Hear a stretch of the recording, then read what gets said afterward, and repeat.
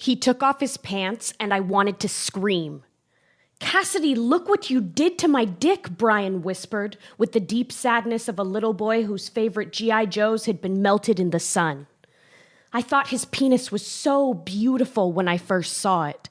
Tall and thick and so hard. All because of me. But now, after what I'd done to him without even knowing, now it looked like something out of a Japanese horror movie.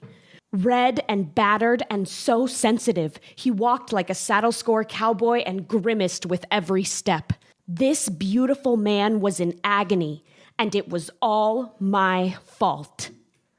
"Just a hand job, mister," I meowed coyly as I pulled off his pants an hour before the perfect ending to a perfect first date.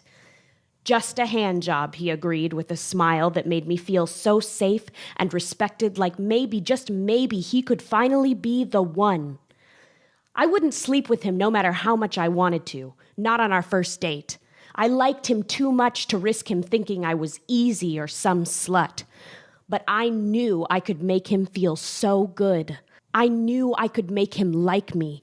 I knew I could make him need to see me again. After all my ex-boyfriends had always told me that I gave great handjobs. And back then, I had no idea how often men lie about that, or why they feel like they have to. I took a deep breath, raked my fingers through his amazing chest hair, grasped him in my small hands the way I knew my ex loved. I imagined the incredible pleasure I was giving this powerful, masculine man. I imagined I was making him fall in love with me, how he would never let any other girl touch his cucumber again. I sped up, reveling in the power. I felt his stomach tense, his strong jaw clenched tight, his eyes screwed shut like he was concentrating, like he was on a roller coaster holding on for dear life.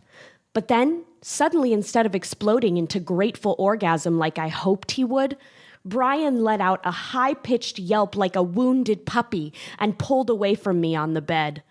"I gotta use the bathroom," he mumbled in an unsteady voice.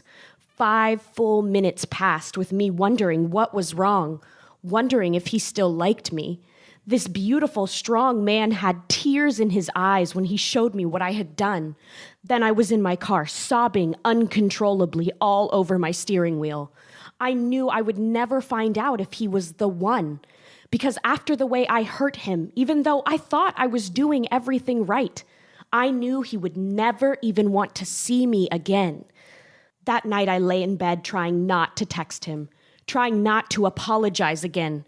I wanted to explain that I wasn't some man-hating, penis-destroying monster, that I really thought I was doing it right because every boyfriend I had said they loved my handjobs.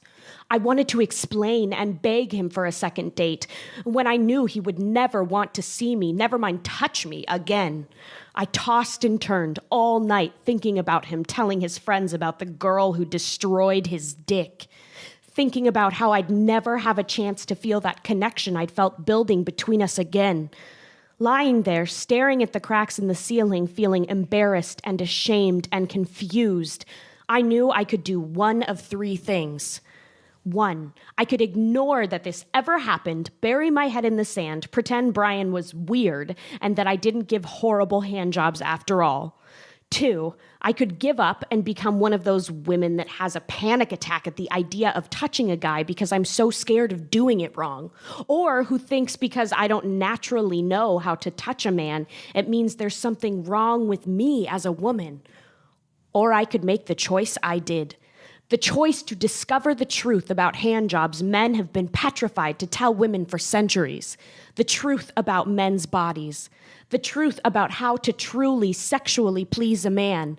The truth about why men grit their teeth and say, "That feels great," to women when inside they are screaming in agony and begging you to stop. I fired up my laptop the next day, excited at what I was going to learn.